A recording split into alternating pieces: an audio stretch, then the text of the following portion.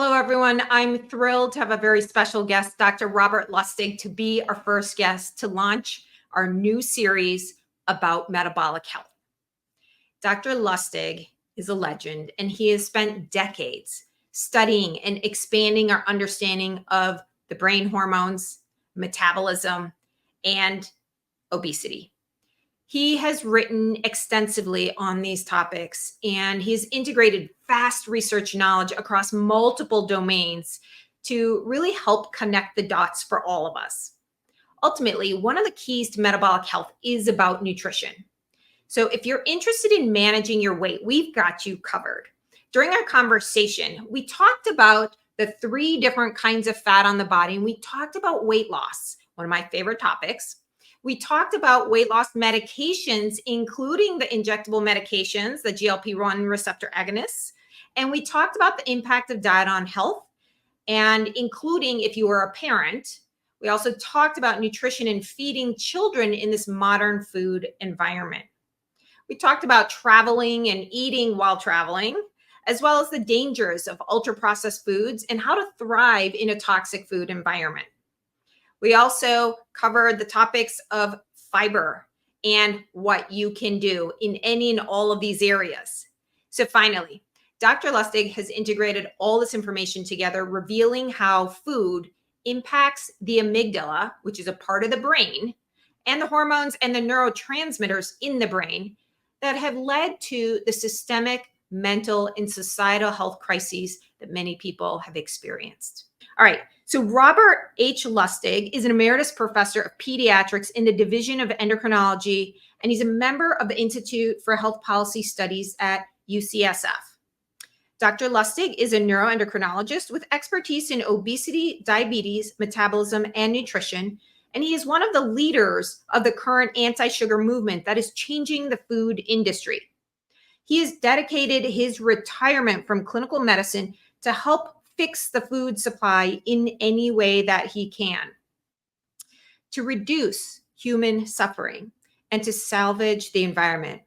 And he's doing this by interacting with all stakeholders to bring them together around a common vision of metabolic health: protect the liver, feed the gut, and support the brain.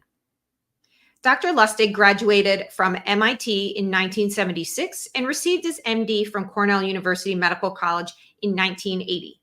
He also received his Master's of Studies in Law at the University of California, Hastings College of the Law in 2013. He's the author of the popular books Fat Chance, published in 2012, The Hacking of the American Mind in 2017, and Metabolical in 2021. He is the Chief Science Officer of the non-for-profit Eat Real and is a member of the Nutrition Task Force of the American Dental Association. Thank you, Rob, for joining us today to talk about the true purpose of nutrition. Here we go.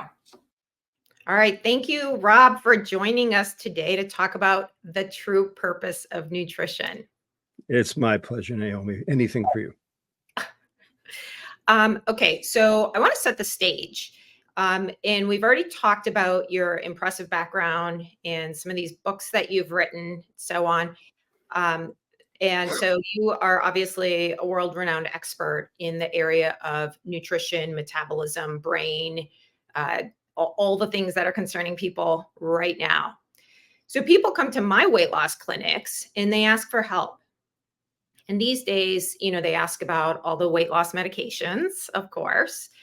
But many people are looking to lose weight in many different ways, and they want to lose it for long term. They also want to lose it to reverse disease or prevent disease.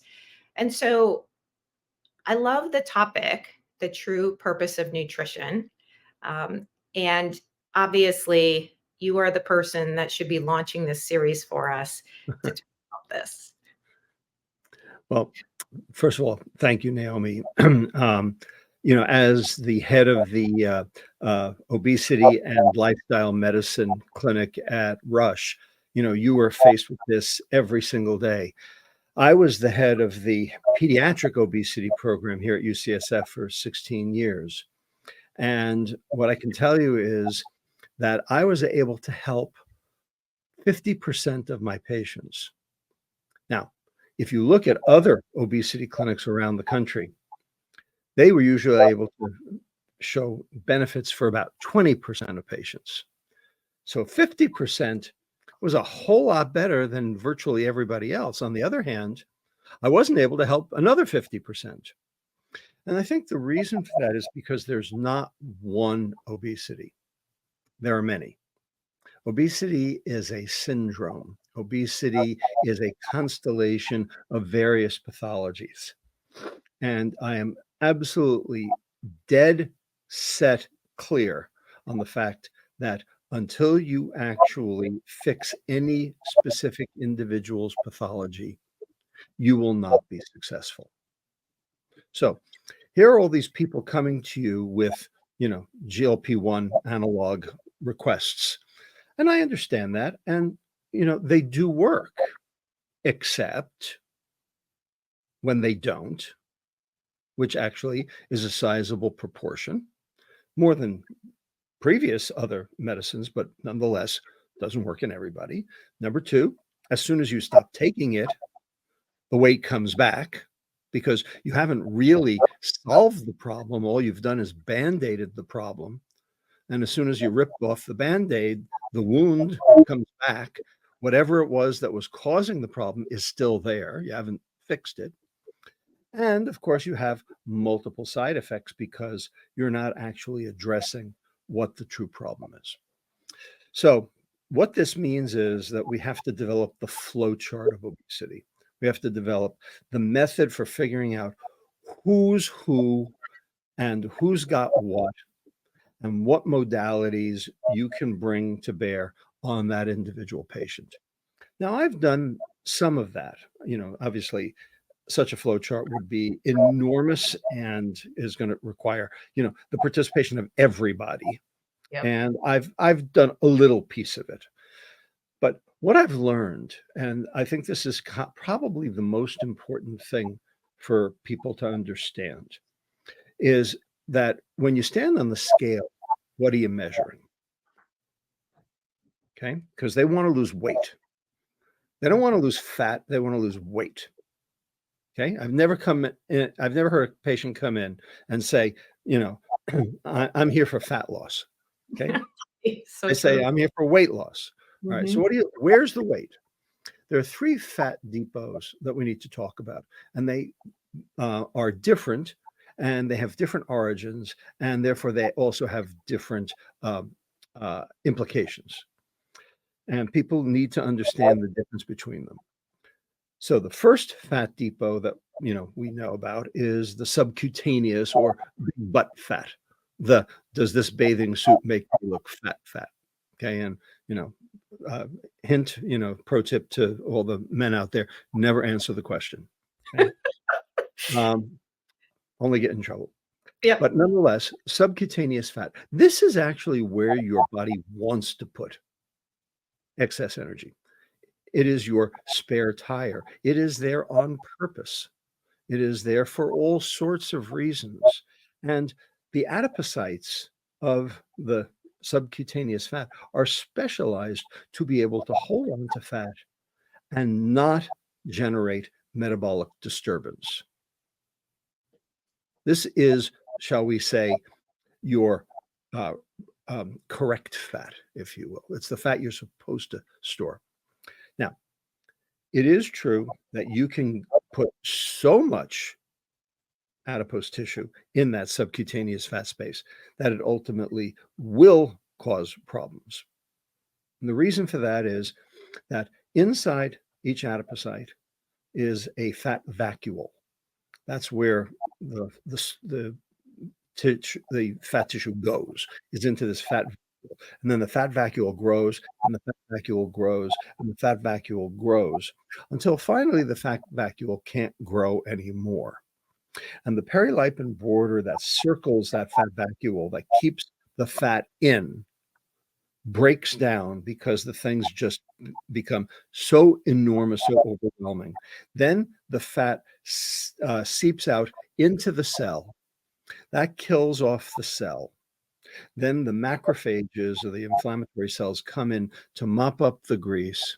And then they secrete cytokines like TNF alpha and IL-6 and various other inflammatory proteins that are designed to generate and maintain inflammation. And then those end up in the systemic circulation, where they could then go to the liver and induce NADPH oxidase, generate reactive oxygen species, cause this phenomenon we call insulin resistance. Now, here's the problem with that. When the subcutaneous fat becomes inflamed, when it, generates all those macrophages, it's going to dump those inflammatory proteins into general systemic circulation. Okay, and that's 6 liters of fluid because that's how much blood you've got. In other words, you have to generate a big cytokine response in order for the liver to be able to see it. So, how much weight do you actually have to gain before you can do that? And the answer is about 10 kilos, 22 pounds. You will start seeing it. But those first 22 pounds are basically free. Okay. Now, the second fat depot, the visceral fat or the big belly fat. Now, this is very different. And the reason it's very different is because those fat cells don't dump into the general circulation. They dump into the portal vein and they go then straight to the liver. So they don't have a volume of distribution of 6 liters. They have a volume distribution of about 250 cc's, about 1/24th as much blood. And therefore, you will generate a much higher concentration. And so when you lay down visceral fat, and there's less, visceral fat than there is subcutaneous fat, there's a very good chance that you will grow those fat cells to the point where the perilipin border won't be able to hold it. Those fat cells will then, spill their grease. You will get macrophages, you will get cytokines, and they will then go straight to the liver because they go to the portal vein. So how many kilos or pounds of fat can you put in your visceral fat space before you get sick? The answer is about 3 pounds, maybe 4. Now, can you measure 3 pounds on a scale? Not really. Much. Not that much. And then finally, the third fat depot, the liver fat. Now, this is the big kahuna. This is ground zero. And this is the biggest problem. And non-alcoholic fatty liver disease is now 50% of the US adult population. 50%. This was a disease we never heard of before 1980. The very first description of this was in Mayo Clinic Proceedings in 1980, first author Ludwig. Okay. Up to that point, if you had fat in your liver, you were an alcoholic. Well, now children have fatty liver disease. 25% of children, not obese children, all children have fatty liver disease, and they don't drink alcohol.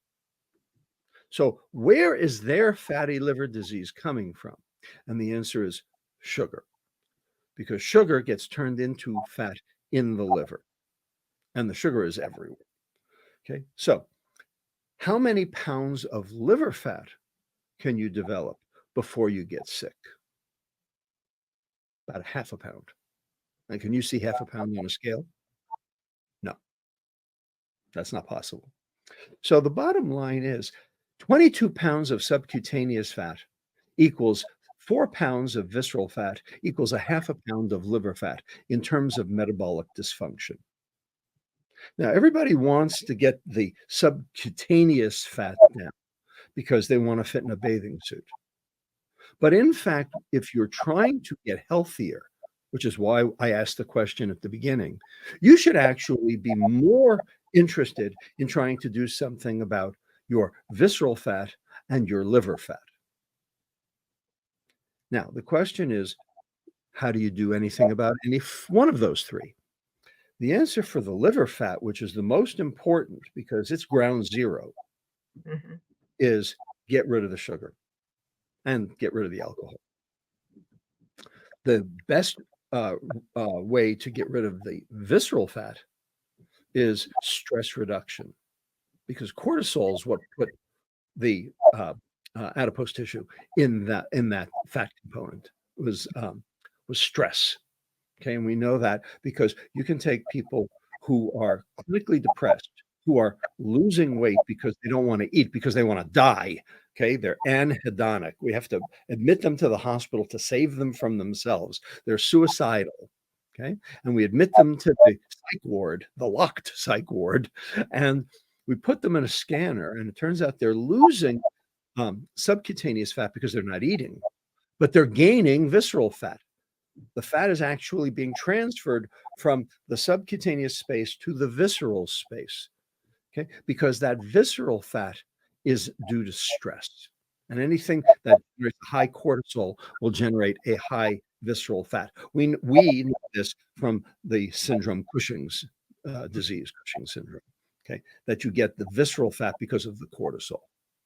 So the modalities that you have to bring to bear depend on what it is you're actually trying to fix.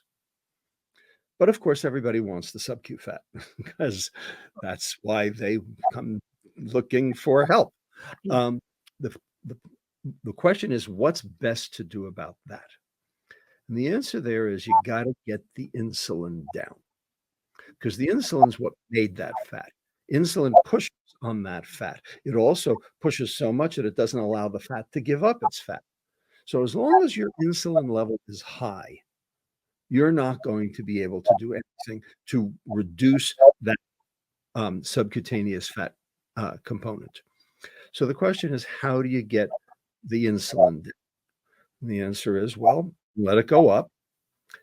And what makes it go up? Refined carbohydrate and sugar. That's what makes it go up. And also, okay, certain amino acids like isoleucine, valine, leucine, chain amino acids, like what's in protein powder that bodybuilders take. So if you're a bodybuilder and you're building muscle, great. But if you're not, then you shouldn't be doing that. Okay, corn-fed beef, chicken, and fish, because those have a lot of branched chain amino acids in them, more than, shall we say, grass-fed. Right? And exercise will also keep your insulin down. So the goals are dependent on the type of fat that you have to deal with. And that's what makes this very difficult. Yeah, absolutely. Well, I love the way you've differentiated the different pockets of fat in the body and how to address them differently. And of course, you're right. Most people are coming in saying, "Hey, I want to, lose weight," and they often are not even aware that that could be fat mass. It could be muscle mass, right? And so, Right? and Absolutely.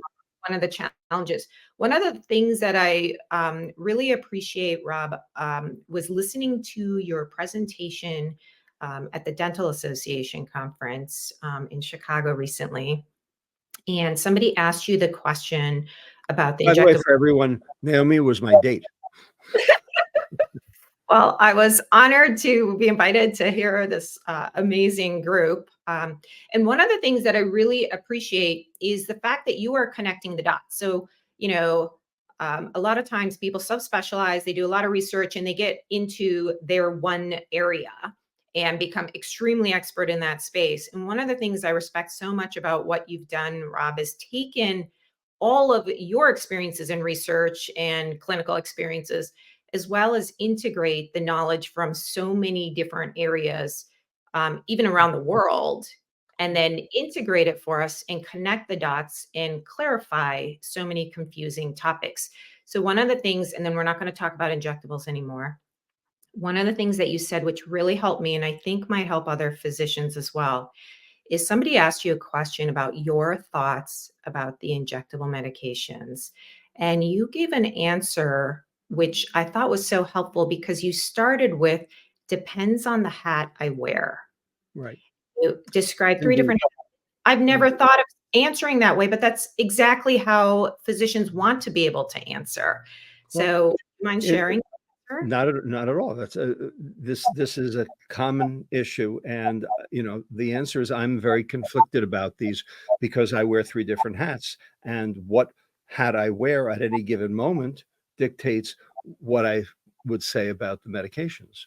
All right, so Ozempic, Wegovy, Mounjaro, Zepbound, yet others yet to come down the line. Okay, and there are more coming. Are they good or are they bad? Well, again, it depends what kind of hat, what hat I'm wearing. So, as a clinician, I'm glad they're here. Okay, because there are people who need them, and if you need them, you need them, and chances are, if you need them, you need them because you've tried everything else, and because obesity is a risk factor. It's not the cause, but it is a risk factor for multiple pathologies: type 2 diabetes, hypertension, dyslipidemia, cardiovascular disease, cancer, dementia, fatty liver disease, polycystic ovarian disease, Crohn's disease, autoimmune disease, and the list goes on. Mhm. Getting weight down will help mitigate many of those pathologies. Okay. And we have people who are, in morbid conditions who are even at death's door. And so, as a clinician, I am committed to helping those people. And so, the fact that these medicines actually do work, as opposed to the medicines that have, been there before that really didn't work, and of course, all the snake oil that's been out there that, of course, really didn't work. Okay, this is a welcome addition. So, from a clinical standpoint, I'm glad they're here. Now, from a science standpoint, it's a little bit different because I'm a scientist too. First question, why do they work? Why do they work? All right, they work in two places. They work at the brain, okay, and they seem to calm the chatter. And part of that is by actually inhibiting the nucleus accumbens.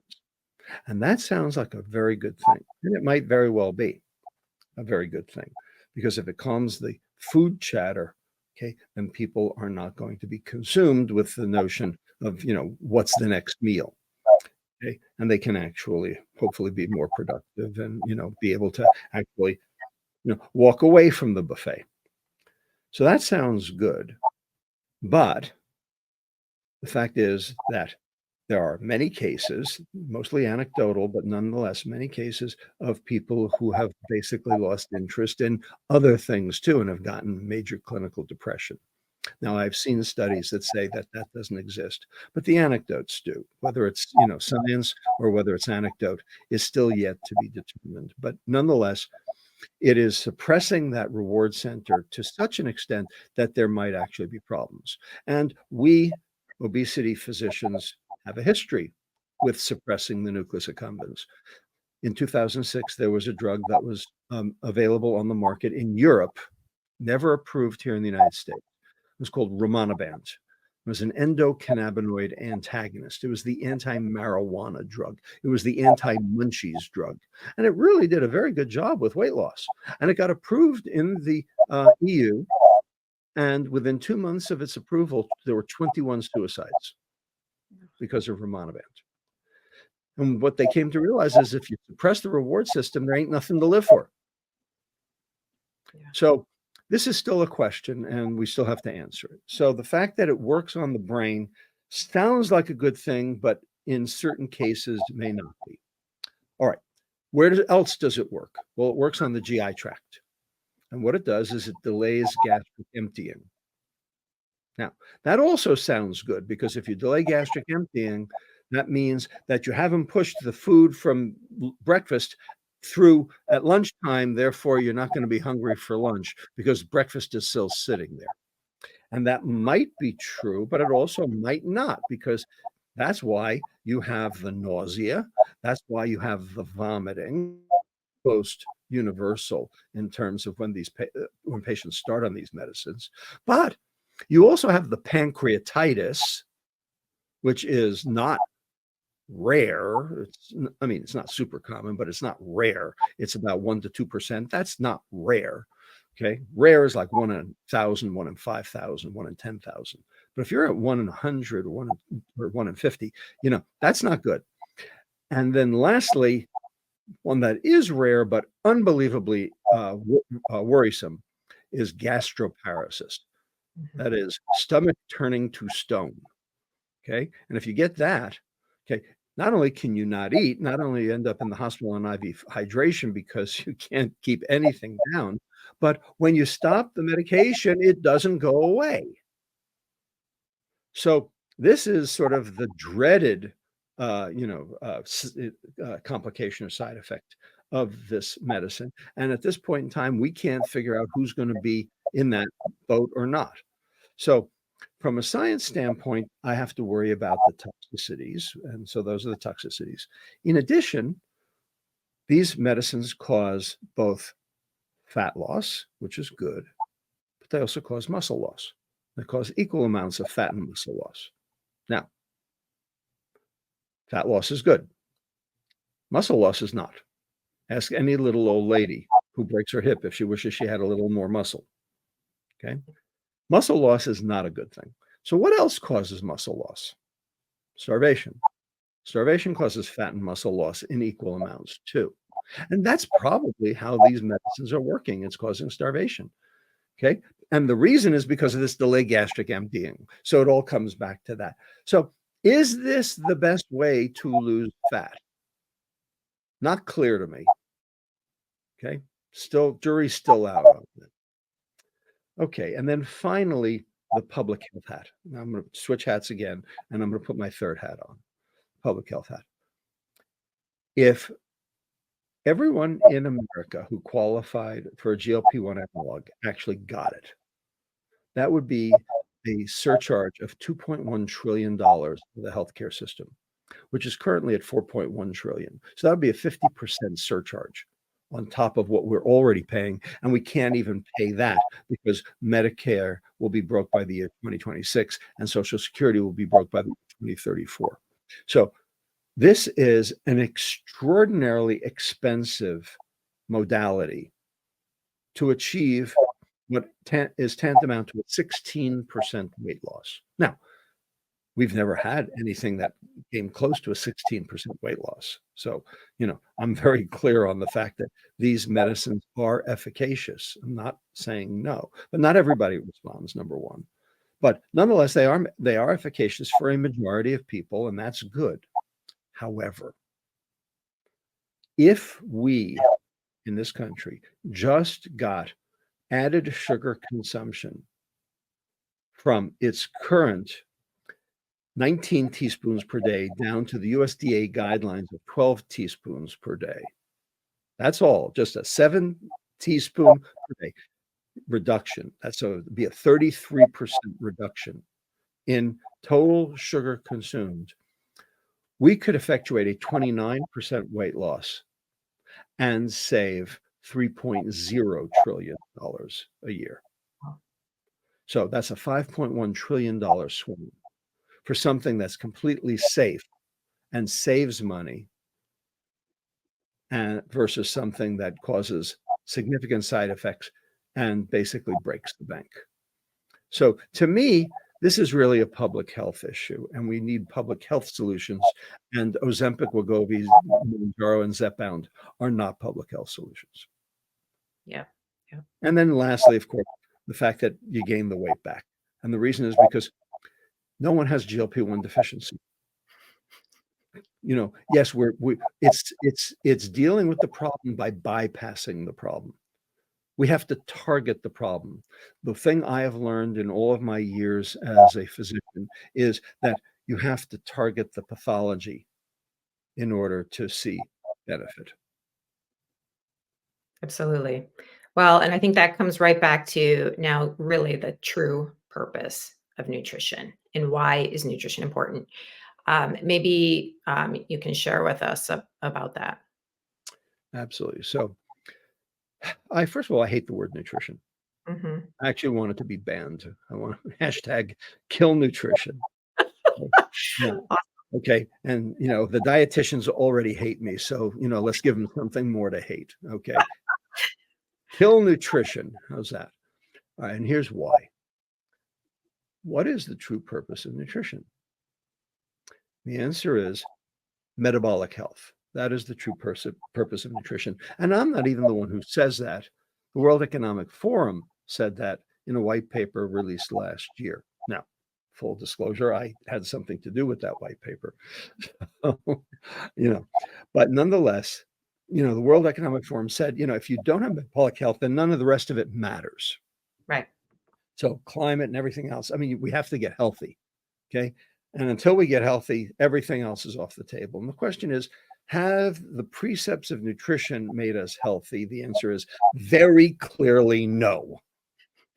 So why is that? Well, it's because of the definition of the word. So there are actually 3 terms that are used indiscriminately and thrown around, and they don't mean the same thing. One word, food science. Second word, nutrition. Third word, metabolic health. They are not the same. Food science is what happens to food between the ground and the mouth. Nutrition is what happens to food between the mouth and the cell. Metabolic health is what happens inside the cell. But all of the diseases that I just rattled off are all intracellular diseases. They're not extracellular diseases, they're intracellular diseases. So what happens to the food, what happens to the nutrition when it goes into the cell, it doesn't matter that it was nutritive. It matters that it's metabolically healthful. And that takes understanding the science. And so the question is, all right, how do you measure metabolic health? How can you determine the metabolic healthfulness of any given food? Well, there are some markers. There are some ways to do that. Okay. There are 8, count them, 8 subcellular pathologies that are going on in every one of us all the time. They are the 8 aging phenomena. Okay, they're all the subcellular pathologies that contribute to aging, and every one of them is important. And the goal is to try to mitigate the negative aspects of those 8. The way I describe it to people is, okay, each one of us has been blessed with a God-given shiny red Ferrari at birth. Okay. And the goal is to keep that Ferrari in perfect working order. But there's a problem. The problem is no insurance policy and no owner's manual. So how are you going to keep that Ferrari in perfect working order? Well, you have to know the things that can go wrong with it.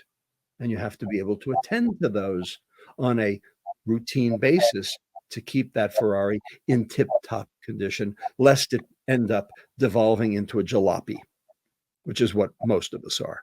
Jalopy. All right. Now, if you had a Ferrari, you would do that. Okay. You would do that. Okay. No one's going to let a Ferrari, go to the junk pile. Okay. Absolutely. All right. But that's what you've got. And the problem is, if you don't know what to do to fix the Ferrari or, to keep the Ferrari in perfect working order, that's where it's going to go. All right. So that's the issue.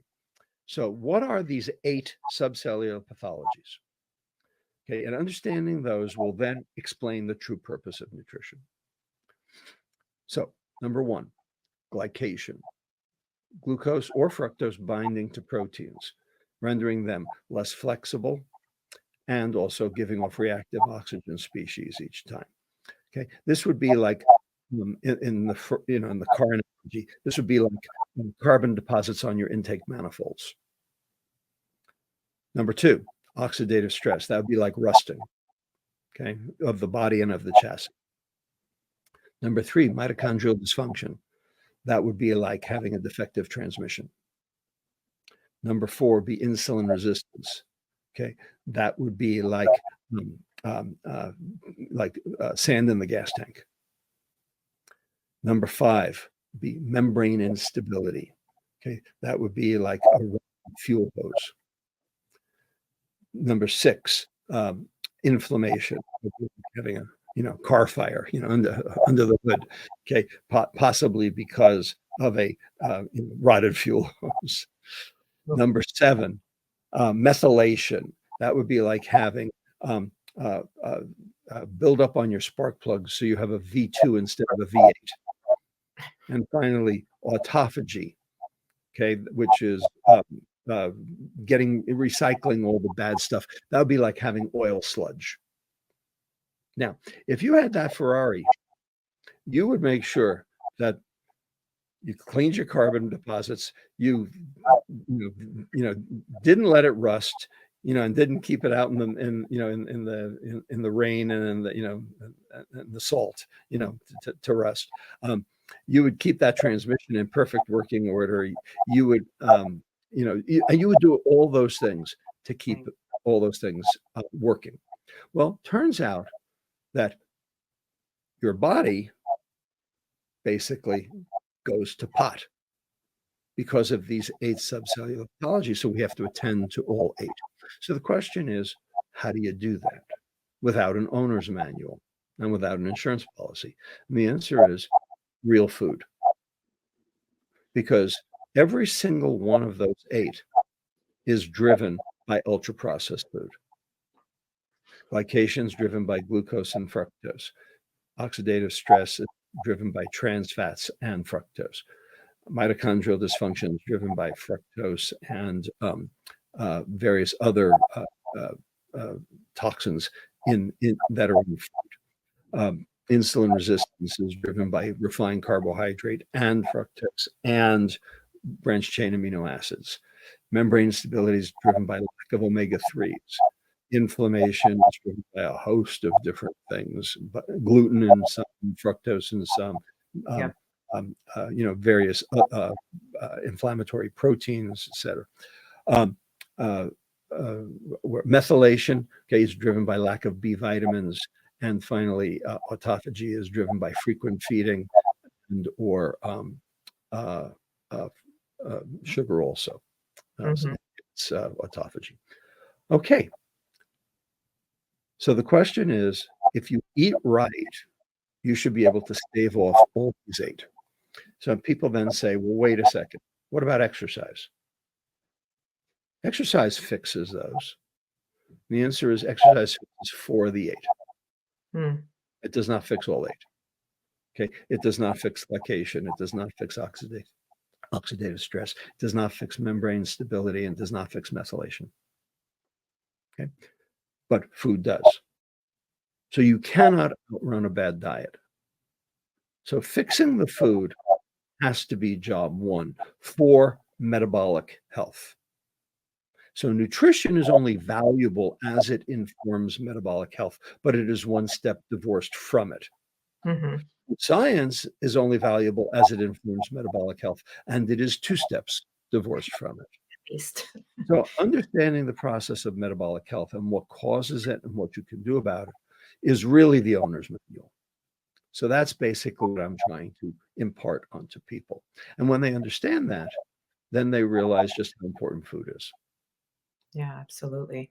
Well, I mean, I have all of your books, but Metabolical, I think, explains those 8. So individuals who are interested in learning more about those 8 pathologies that lead to faster aging and worse everything else, I think that book is very, very useful for that.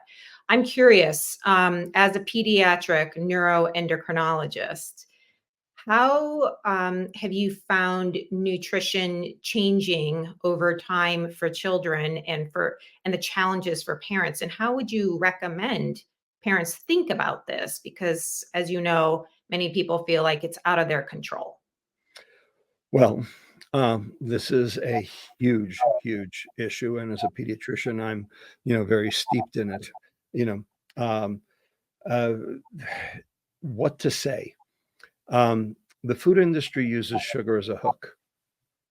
That's really the most important thing, because fructose is addictive, in the same way alcohol is addictive, and the ultra processed food industry, the CPG companies, the consumer packaged goods companies, they want you to buy their product. They want to brand kids early on to buy their product. They want the kid to throw a temper tantrum when they go down the cereal aisle, so the parent will throw the Count Chocula into the push cart.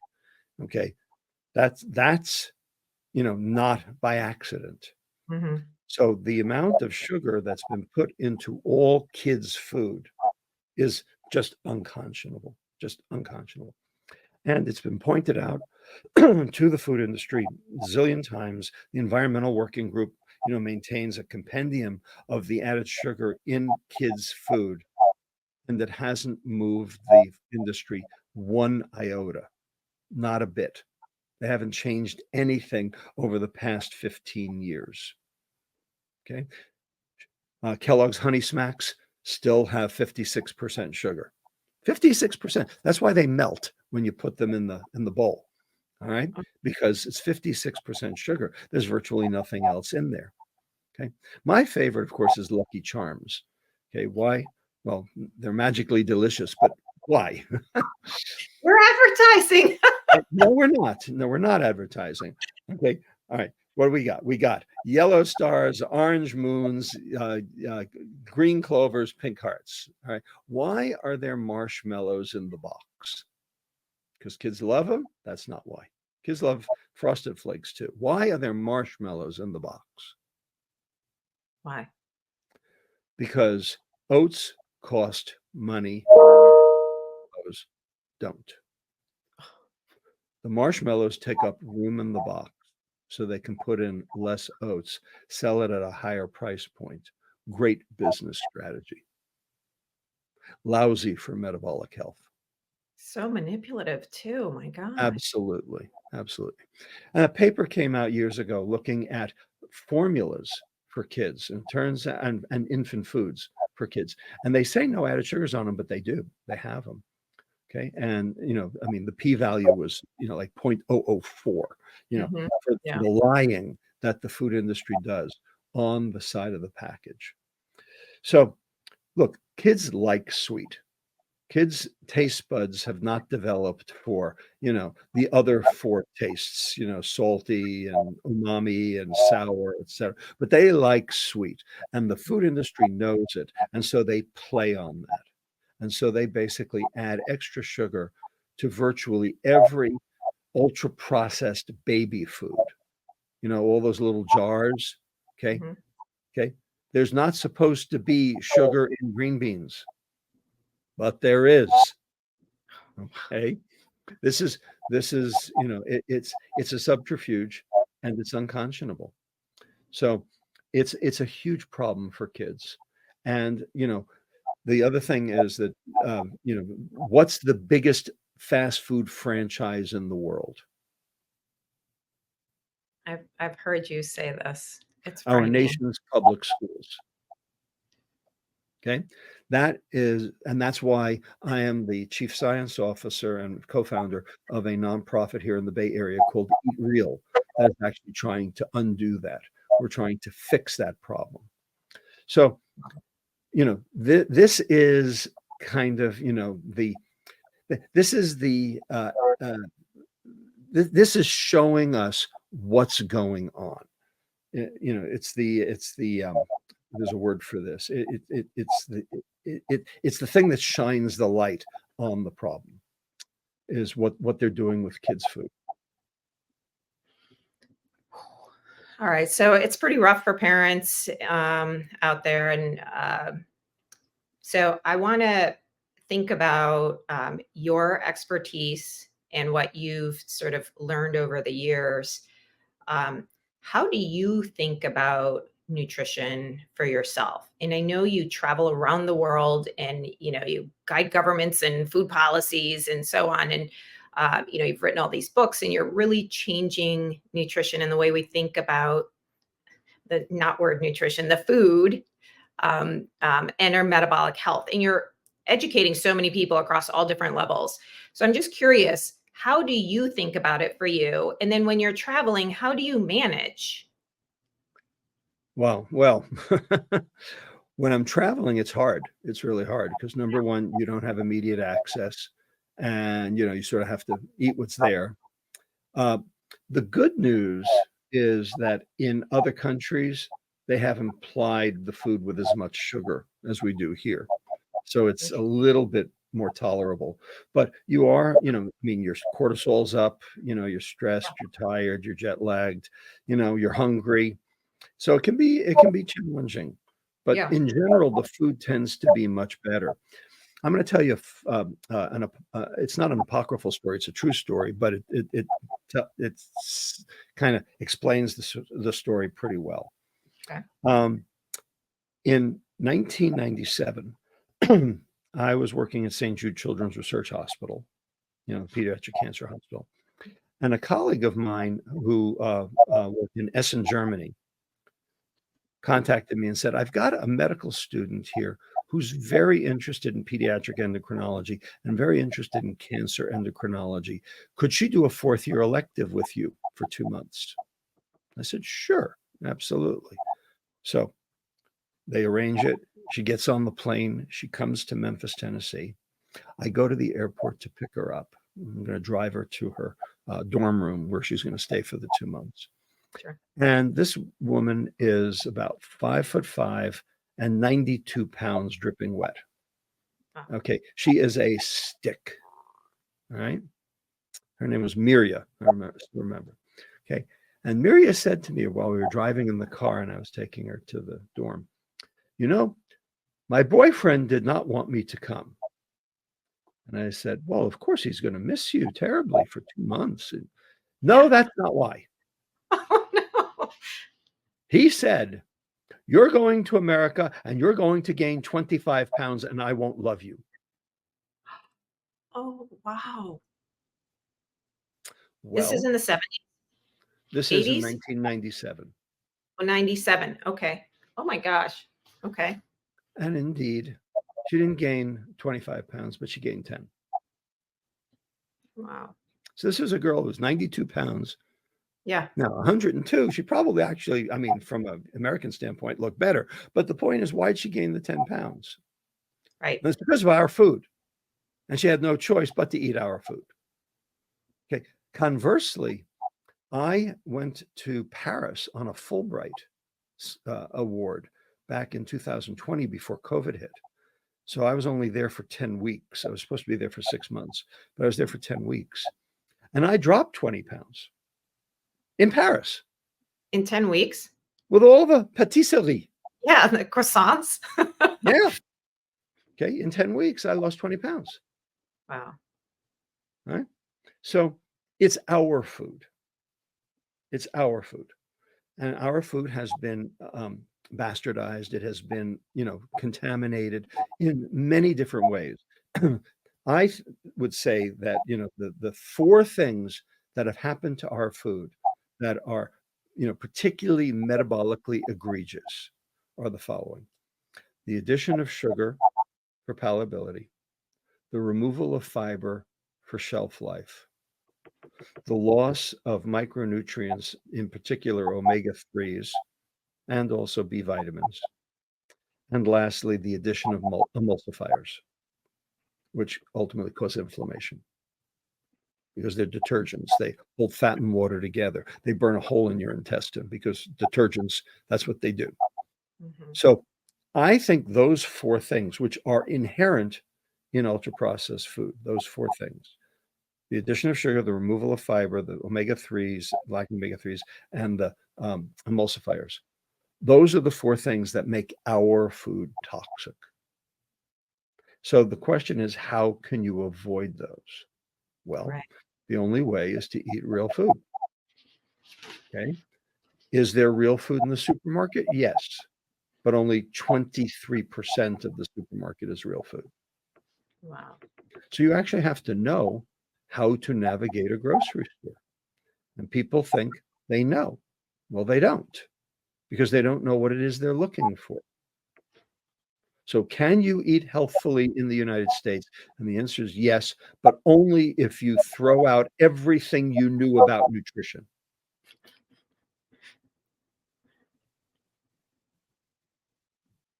So, what would you say if, to simplify things for individuals who want to, they're like, Dr. Lustig, you've inspired me. I get it. Now I'm actually activated and angry about the You, manipulation that's been and going on. you should be angry. What can people do, or what are maybe 3 tips that simple rules or ways to think about it where they could change that course? Okay. So, how can you live in our country and still thrive? Yes. Okay, because Yeah. it's a minefield. Okay, it's contaminated. How do you, ultimately, navigate the, all the problems? The first way is stay out of the grocery store.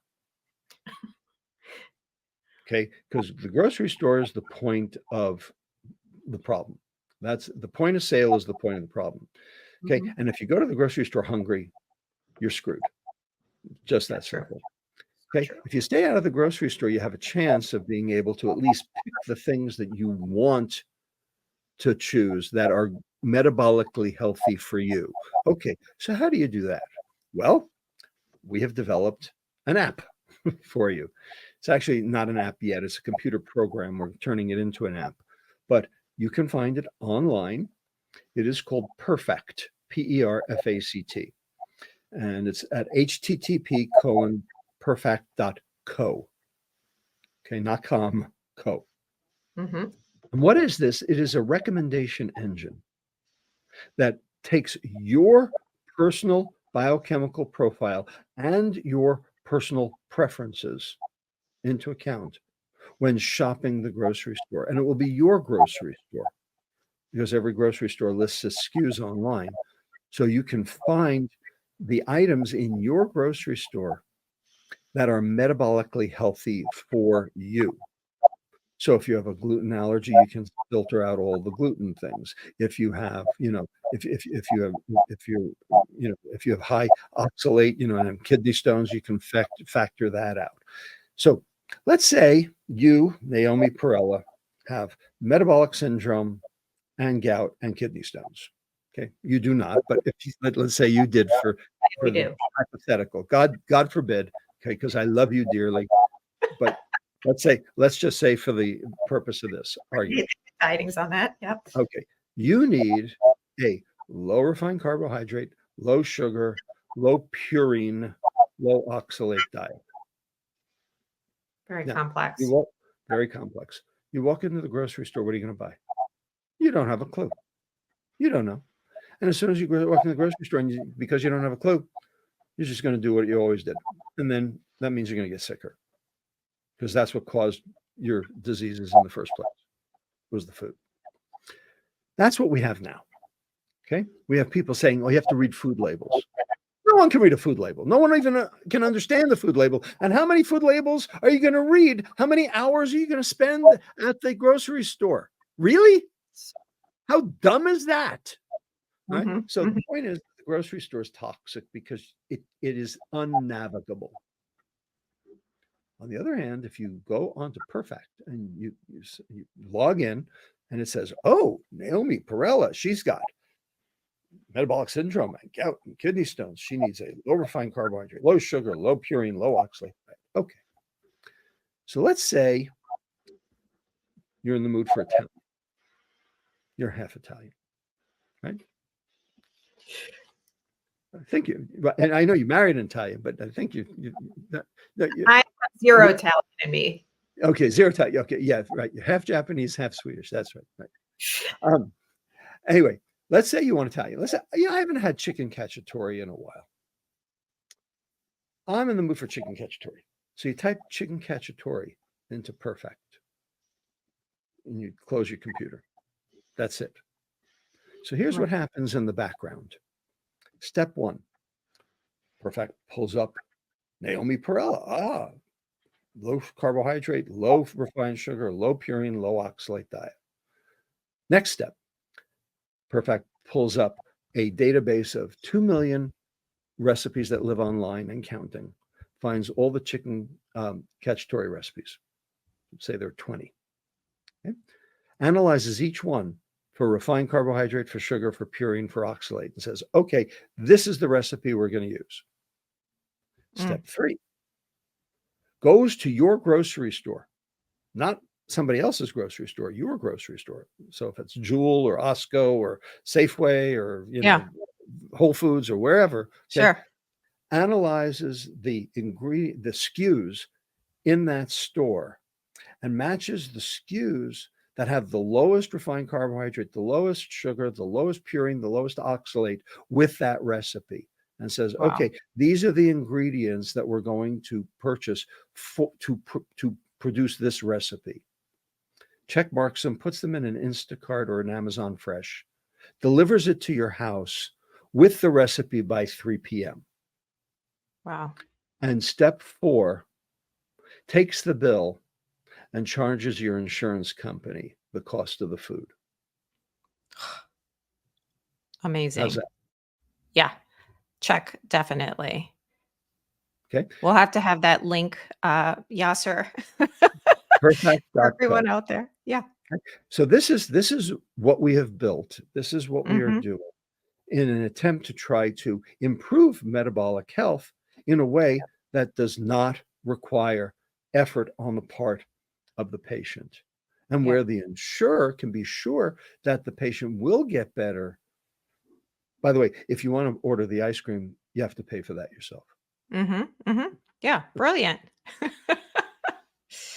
Right. So incentivizing metabolic health, Exactly. appropriate foods, real food. Exactly. So, yeah, I love that. So I'm going to make sure that we have the link for real food and for perfect.co, so that people can access those options. Last option, Mhm. last thing we Yep. can do. Yep. And full disclosure, I am the chief medical officer and co-founder of this company. It is called BioLumen. Okay, and we make a product called Munch Munch. And what is it? It is a proprietary fiber. Now, remember I said that the 4 things that were wrong with the food: too much sugar, Mhm. too little fiber, not enough micronutrients, too many emulsifiers. Well, we can't fix all 4 of those at once, but we can fix one of them, the fiber issue. The fiber's been taken out of the food by the food industry for its own purposes because you can't freeze fiber. Mm. So now the food industry has added fiber, fiber to like fiber 1 bars, which is pectin or inulin, which has minimal salutary effects in terms of metabolic health. They're Mhm. not very helpful, and a lot of people get bloated on fiber, Yep. and so they don't want to take it. Yeah. One of the reasons is because that is soluble fiber. You need both soluble and insoluble. You need both. They work synergistically. They work together. When you consume both, which is what's, say, in real fruit, the insoluble fiber, the cellulose, forms a lattice work on the inside of the intestine, like a fishnet. The soluble fiber are globular. They plug the holes in the fishnet so that you create a secondary barrier. That leads to the reduction in absorption of glucose, fructose, sucrose, simple starches. That reduces the glycemic response, reduces the insulinemic response. That keeps you metabolically healthier.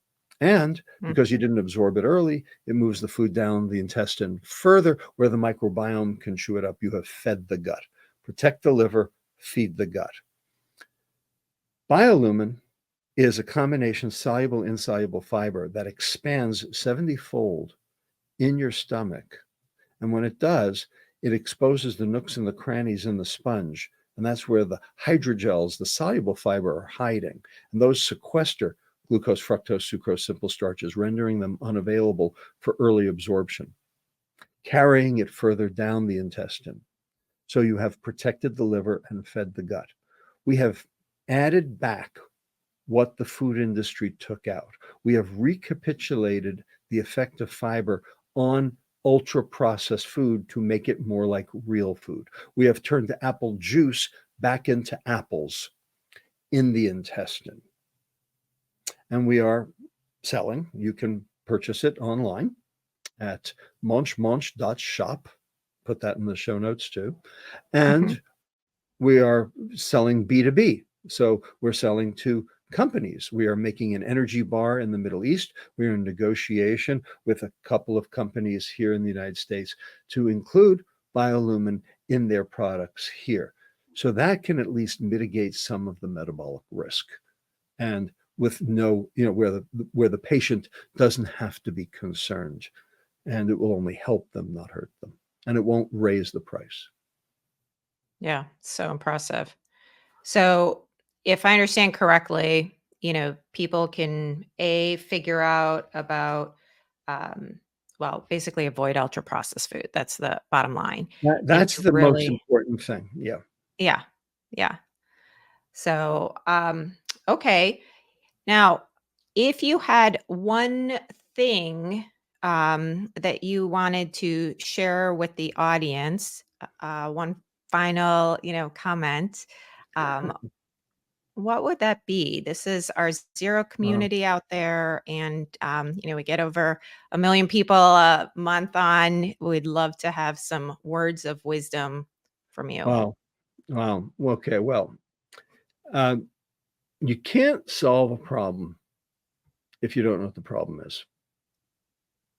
Okay. And for 50 years, we've been told the problem was saturated fat.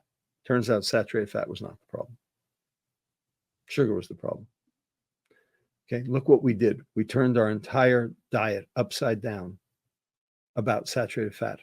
And all we did was get sicker. Yeah. You have to be able to solve the problem. And usually the problem is upstream. Today, we have a systemic health crisis. We have a mental health crisis. Hmm. We have a societal health crisis. Coincidence or linked? Does one cause the other two? Or does something else cause all three? Turns out something else causes all three. And what that thing is it's dysfunction of the fear center of the brain called the amygdala. And so we have the data that shows that when the amygdala is dysfunctional, you end up with all of these systemic health issues. You end up with these mental health issues, and you end up with these societal health issues. We are trying to solve each disease on its own and doing a lousy job of it because we actually haven't dealt with the root cause. Food is part of solving that amygdala problem because food impacts on the amygdala. It impacts in several ways. It impacts through the afferent vagus nerve. It impacts through the tryptophan availability to make serotonin. Ultimately, the single thing you can do to try to help yourself and society is eat real food. I love it. So powerful and so simple. So, my takeaways are things that people can do: eat real food, obviously. Number one, if they need help with that, and to make it easy, if you're not used to shopping appropriately in the grocery store, A lot of use a lot of the, people a lot of people don't even have, hot plates to cook, you yeah, know, yeah, so, I mean, we understand the challenges, yeah, okay? But there are workarounds for a lot of these things, and there are ways to be able to access real food in the world, you know, but you have to want to. yeah, Sometimes yeah, it's just easier to not. But in fact, there's a premium, there's a benefit to you from a metabolic health standpoint, from a cognitive health standpoint, to actually be able to do this. yeah. So, for all parents and school administrators, eat real to help figure out what we can do for nutrition in schools. And then you've got the prefect Perfect. computer Perfect. program. Oh, perfect. Perfect. Perfect. Perfect. For the computer program, which will soon be an app. And then we've got products that Dr. Lustig is, helping to develop for improving the quality of the nutrition by putting fiber back into food. Munch Munch, if you want to know about how the brain works in relationship to chemistry and the food that we put in our body, I think Hacking of the American Mind is a really mind blowing book. I mean, honestly, blew my mind. It has changed the way I practice medicine as well and how I talk to people about it. And then Metabolical, your most recent book, I think is also super educational. I recommend it to residents, medical students, my patients, and the fact that it's available on audio and paper form and digital. It's just so useful. So I really appreciate everything you've done for connecting all the different areas, so we get to benefit from all of the expertise and years of studying this, that you've contributed to the world. Right. Thank you so much. Oh, no, it's first of all, my pleasure. Any time to spend with Naomi Parrella is gold. So, yeah, Appreciate it. she didn't have to twist my arm to do that. Number one. Really appreciate it. And if you are her patients, you know what I'm talking about. Okay. You are a gift to your patients. Thank you so much. Yeah, they're a gift to me. I mean, they're teaching me, and they're the ones that point out, right, when we're doing things wrong. And if we listen to our patients, they teach us so When we much. listen So to our patients, they tell us a lot. exactly. So thank you so much for your time. And I'm just so grateful for all that you've done to make our world a healthier place. And little by little, we're moving in the right direction. Thank you. I do my best. All right. Thanks.